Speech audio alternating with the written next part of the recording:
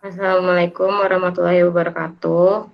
Kami dari kelompok 1, kami akan mempresentasikan chapter 7, yaitu mengenai analisis arus kas. Kelompok kami terdiri dari saya sendiri, yaitu Gita Fitri, lalu ada Zefrin dan Sinteka. Yang pertama-tama yang akan kita bahas yaitu soal dan jawaban dari latihan yang telah diberikan oleh Pasparta. Nah, pertama-tama akan dijelaskan oleh teman saya, yaitu Zefrin. Untuk Zefrin, dipersilahkan. Terima kasih kepada kita. Yang pertama kita akan membahas problem 6.3. Soalnya ada berbagai jenis perubahan akuntansi yang membutuhkan berbagai jenis perlakuan pelaporan. Memahami berbagai perubahan penting untuk menganalisis program laporan. Perintahnya pertama itu yang A, di bawah kategori perubahan akuntansi, apakah perubahan dari metode penjumlahan digit tahun ke metode garis lurus untuk aset yang sebelumnya terklasifikasikan. Dalam keadaan apa perubahan akuntansi ini terjadi? Yang B, dalam kategori perubahan akuntansi, apakah perubahan dalam umur layanan yang diharapkan dari suatu aset karena informasi baru diklasifikasikan? Dalam keadaan apa jenis perubahan akuntansi ini terjadi? Yang C, mengenai perubahan prinsip akuntansi. 1. Bagaimana perusahaan menghitung pengaruh perubahan tersebut. Yang kedua, bagaimana perusahaan melaporkan perubahan ini. Catatannya, yang persyaratan laba persahan. Yang D, mengapa prinsip akuntansi setelah diadopsi biasanya diterapkan secara konsisten dari waktu ke waktu. Yang E, apa alasan pengungkapan perubahan dari satu prinsip akuntansi ke prinsip akuntansi lainnya. Yang F, diskusikan bagaimana analisis Anda tentang perubahan akuntansi wajib mungkin berbeda dari analisis perubahan akuntansi sukarela. Yang G, diskusikan bagaimana perubahan mungkin mengatur waktu perubahan wajib untuk keuntungan.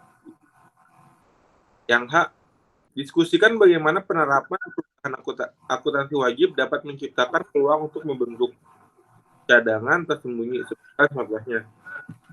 Ini adalah jawaban dari problem 6.3. Yang A itu bahan dari metode penyusutan jumlah digit tahun ke metode garis lurus akhirnya tercatat sebelumnya adalah dalam baik metode jumlah digit tahun dan metode garis lurus secara umum diterima.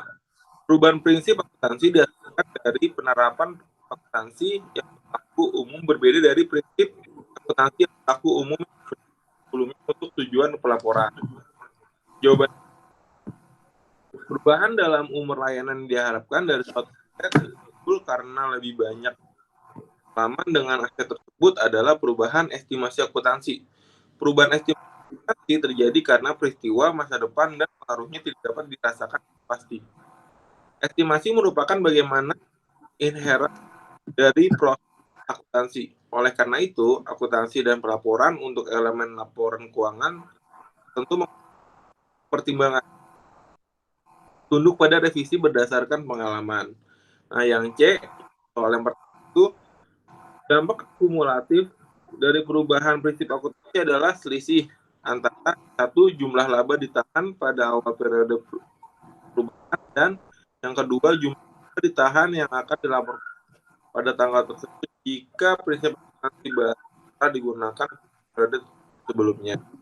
Nah, soal C yang kedua, jawaban pernyataan FHSB tahun 2005 perubahan akuntansi dan koreksi kesalahan mencaratkan bahwa efektif tahun 2005 perusahaan harus menerapkan pendekatan retrospektif untuk perubahan prinsip akuntansi. Demikian, semua periode penyajian harus disajikan kembali seolah perubahan tersebut berlaku demikian. Semua periode penyajian harus disajikan kembali seolah-olah perubahan tersebut berlaku selama periode tersebut. Dan setiap efek kumulatif dari periode sebelum periode disajikan adalah penyesuaian untuk saldo laba awal dari periode paling awal disajikan. Nah, yang D, jawabannya penggunaan prinsip akuntansi secara konsisten dari satu periode akuntansi ke periode lain meningkatkan penggunaan laporan keuangan dalam analisis data akuntansi sepanjang waktu. Jawaban yang jika terjadi perubahan prinsip akuntansi, maka sifat dan akibat dari perubahan prinsip akuntansi harus diungkapkan untuk menghindari masalah penggunaan keuangan. Ada anggapan bahwa prinsip akuntansi setelah diadopsi tidak boleh diubah dalam akuntansi untuk peristiwa dan transaksi yang sejenis. Jawaban yang F, perubahan akuntansi wajib sebagian besar tidak bersifat diskresioner.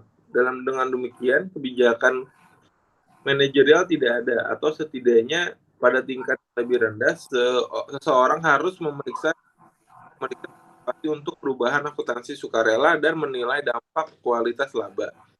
Jawaban yang G, perubahan akuntansi wajib sebagian besar tidak bersifat diskresioner, namun seringkali ada jendela waktu bagi perusahaan untuk mengadopsi perubahan akuntansi wajib. Jika di jendela, manajemen memiliki keleluasaan untuk melakukan waktu.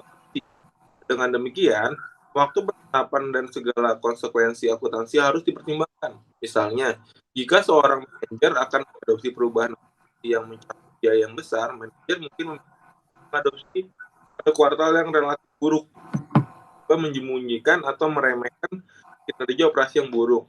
Nah, jawabannya, perubahan akuntansi wajib seringkali mencakup pengakuan pengaruh laba retroaktif. Misalnya, aturan akuntansi untuk imbalan pasca kerja, lainnya mengharuskan lihat atas imbalan yang masih harus dibayar hingga saat ini. Hal ini mengakibatkan biaya yang besar bagi banyak perusahaan. Tentu saja, pasar berpotensi memandang biaya sebagai kesalahan pembuat aturan akuntansi. Dengan demikian, manajer memiliki insentif untuk meningkatkan jumlah biaya dan menggunakan kewajiban untuk membengkak untuk meningkatkan pendapatan. Selanjutnya akan dijelaskan oleh kita. Ya, terima kasih. Untuk soal exercise 6.4, Harvatin Group melaporkan laba bersih sejumlah $1 juta untuk tahun 2006. Berikut ini adalah informasi tambahan yang diperoleh dari laporan keuangan Harvatin Group. Yang pertama, perusahaan membeli 100.000 saham Micron spesialis seharga $10 per saham selama kuartal keempat tahun 2006. Investasi tersebut dicatat sebagai tersedia untuk dijual. Nilai sahamnya adalah sebesar $9 pada akhir tahun 2006. Kemudian perusahaan membeli 10.000 saham Sunswap Properties seharga $20 per saham selama kuartal keempat tahun 2006. Investasi tersebut dicatat sebagai sekuritas perdagangan. Nilai sahamnya adalah $22 pada akhir tahun 2006. Kemudian perusahaan mulai beroperasi di wilayah Baltik di Eropa selama tahun tersebut dan melaporkan mata uang asing keuntungan penjabaran pada akhir tahun 2006 sebesar $50.000. Kemudian penurunan aset pensiun bersih untuk tahun tersebut adalah $175.000, namun biaya pensiun berkala yang dilaporkan dalam laporan laba rugi hanya $100.000. Kemudian perusahaan melaporkan kerugian kepemilikan yang belum direalisasi atas instrumen derivatif sebesar $12.000. Perintahnya yang A, hitung pendapatan komprehensif untuk grup Harvatin. Yang B, untuk setiap item dalam pendapatan komprehensif, diskusikan akun neraca yang dipengaruhi oleh item tersebut. Kemudian jawaban untuk exercise 6.4, perhitungan pendapatan komprehensif yang A, $1 juta dikurangi 100.000 ditambah $50.000 dikurangi $25.000, kemudian dikurangi $12.000 dan hasilnya $913.000. Kemudian yang B, akun-akun neraca terpengaruh yaitu pendapatan bersih tertutup pada ekuitas, kerugian kepemilikan yang belum direalisasi pada sekuritas yang tersedia untuk dijual, kemudian keuntungan penjabaran mata uang asing, tambahan penyesuaian kewajiban pensiun minimum yang belum direalisasi, kerugian kepemilikan instrumen derivatif, pendapatan komprehensif atau komponen ekuitas. Kemudian lanjut untuk problem 6.1, ini soalnya lihat laporan tahun tahunan Colgate dalam lampiran di belakang buku ini. Yang perintahnya yang A, hitung semua kategori biaya sebagai presentasi penjualan untuk masing-masing dari 3 tahun yang ditampilkan. Analisis dan komentari presentasi yang dihitung. Untuk yang B, komentar tentang sejauh mana setiap komponen dalam A diharapkan bertahan hingga tahun-tahun mendatang.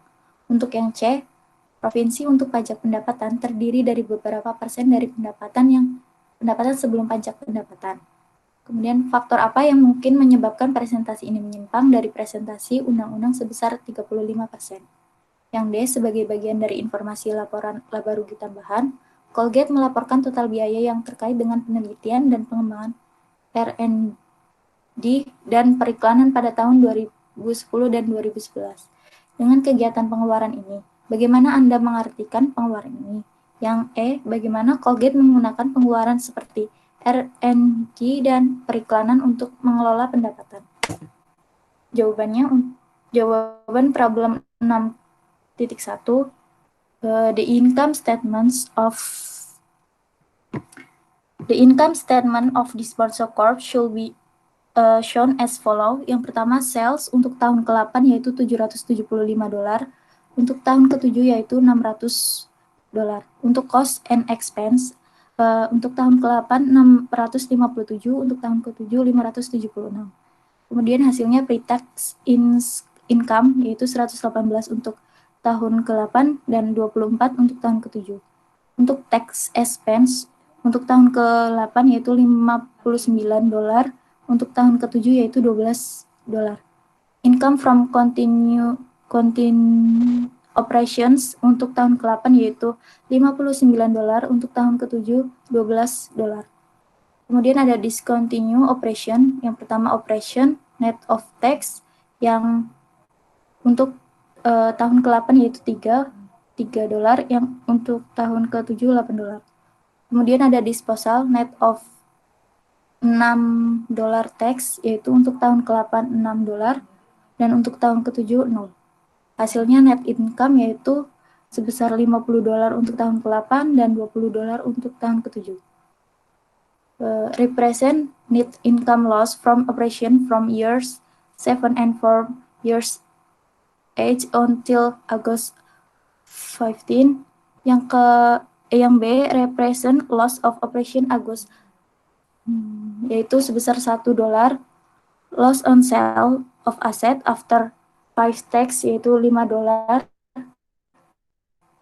Kemudian totalnya yaitu $6.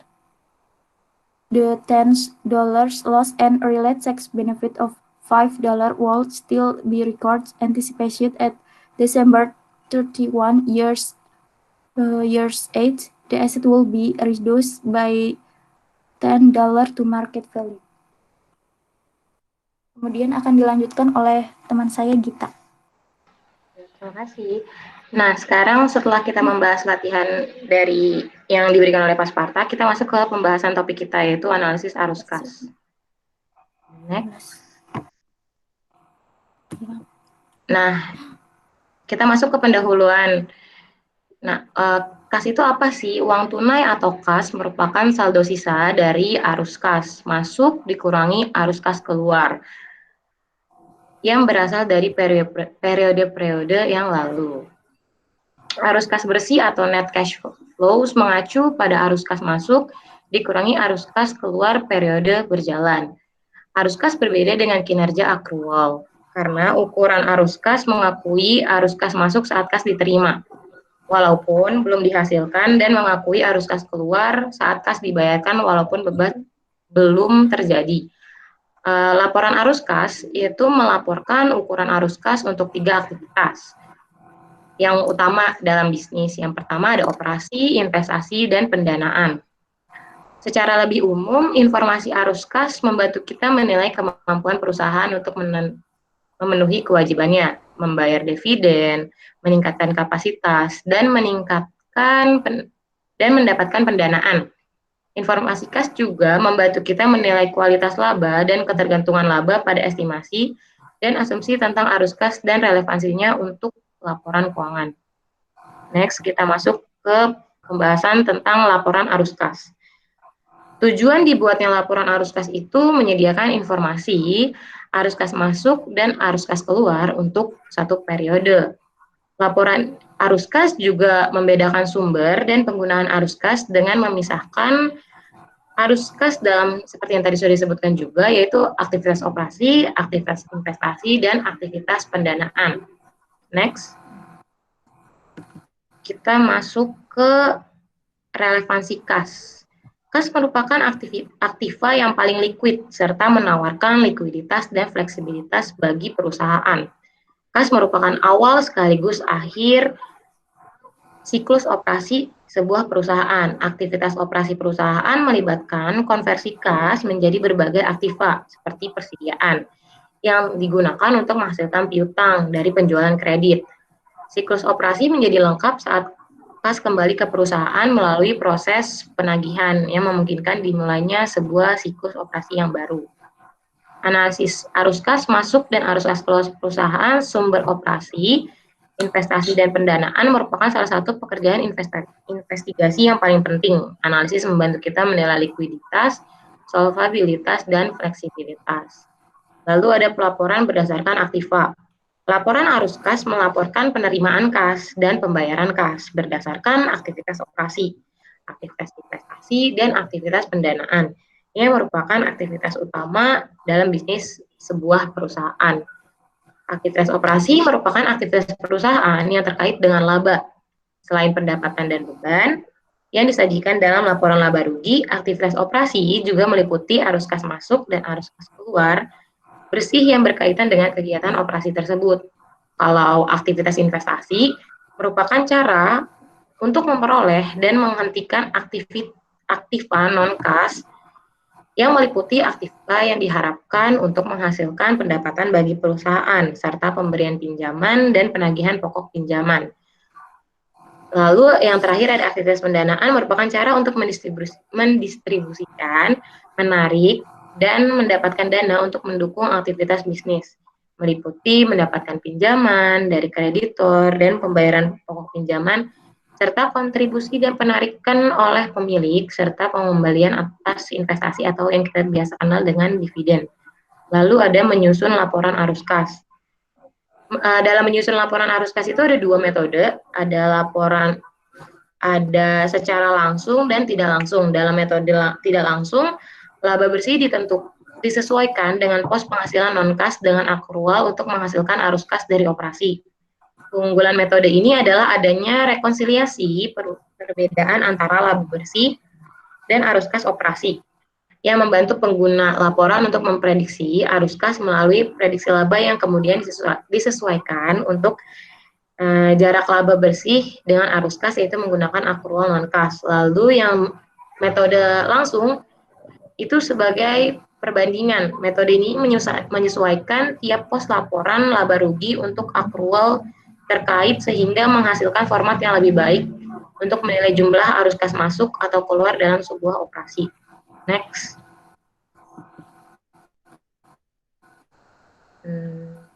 Nah, kita masuk ke analisis implikasi arus kas.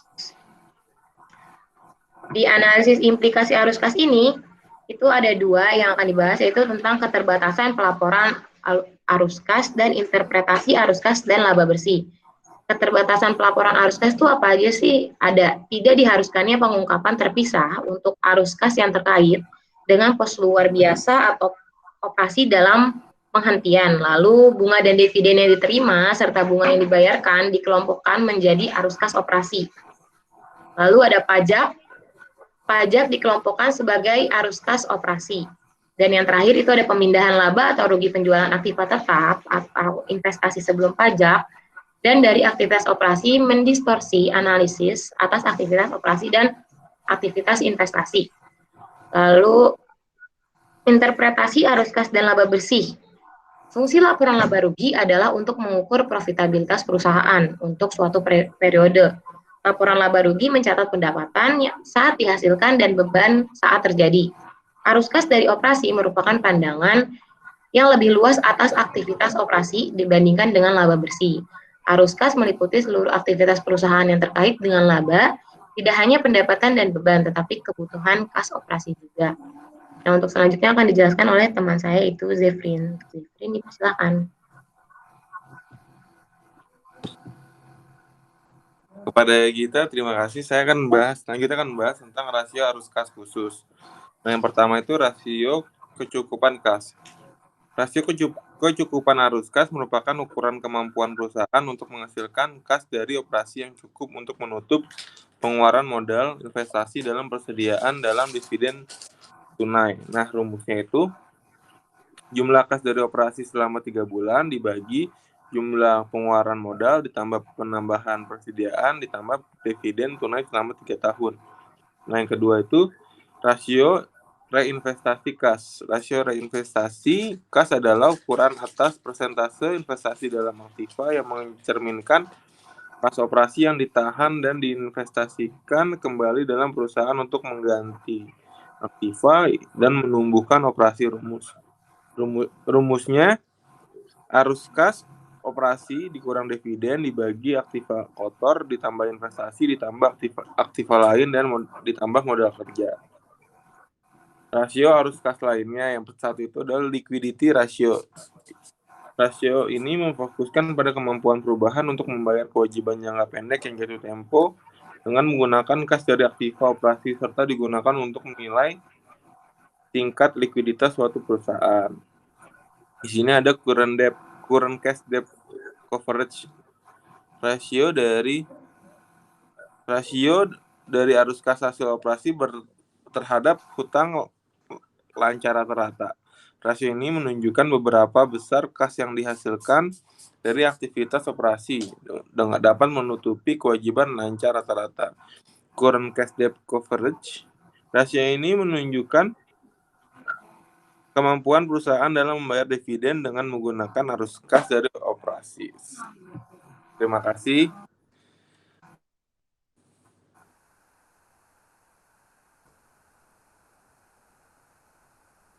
Kita udah. Ya.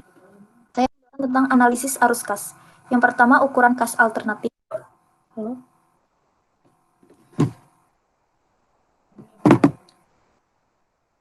Untuk akuntansi akrual memungkinkan alternatif perlakuan akuntansi yang beragam dan memungkinkan potensi manajemen laba. Manfaat arus kas seringkali hilang karena penyalahgunaan, ketidakpuasan manajemen atas laba dilaporkan kadang menyebabkan anggapan bahwa arus kas adalah ukuran kinerja yang lebih baik. Kemudian yang kedua ada arus kas bebas. Turunan analitis laporan arus kas yang bermanfaat adalah perhitungan arus kas bebas free cash flow atau VCF. Sebagaimana ukuran analisis lainnya, komponen perhitungan juga harus diperhatikan. Arus kas bebas positif mencerminkan jumlah yang tersedia bagi aktivitas bisnis setelah penyisihan untuk pendanaan dan investasi yang diperlukan untuk mempertahankan kapasitas produksi pada tingkat sekarang. Yang ketiga, arus kas sebagai validasi. Laporan arus kas berguna untuk memprediksi hasil operasi berdasarkan kapasitas produksi yang dimiliki dan direncanakan. Juga digunakan untuk menilai kapasitas ekspansi perusahaan di masa depan, kebutuhan modalnya, dan sumber arus kas masuknya.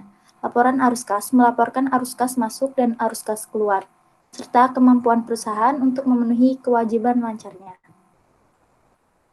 Kemudian yang kedua ada solvency rasio. Yang pertama ada cash long term debt coverage, yaitu rasio ini menunjukkan kecukupan arus kas diperoleh dari aktivitas operasi yang digunakan untuk membayar utang perusahaan. Yang kedua cash interest coverage, yaitu rasio arus kas dari operasi ditambah dengan pembayaran bunga dan pajak terhadap pembayaran bunga akrual. Semakin besar rasio ini, maka perusahaan dikatakan semakin baik. Yang ketiga, capital expenditure ratio. Untuk menjadi sukses dan kompetitif, suatu perusahaan harus memenuhi semua kewajibannya. Sebagai tambahan, perusahaan juga dapat mempertahankan aset modalnya serta pengeluaran pendanaan untuk meningkatkan dasar aset tersebut. Yang keempat, cash flow return ratio. Rasio ini mengukur kemampuan perusahaan untuk menghasilkan kas pada saat sekarang maupun di masa depan. Terima kasih.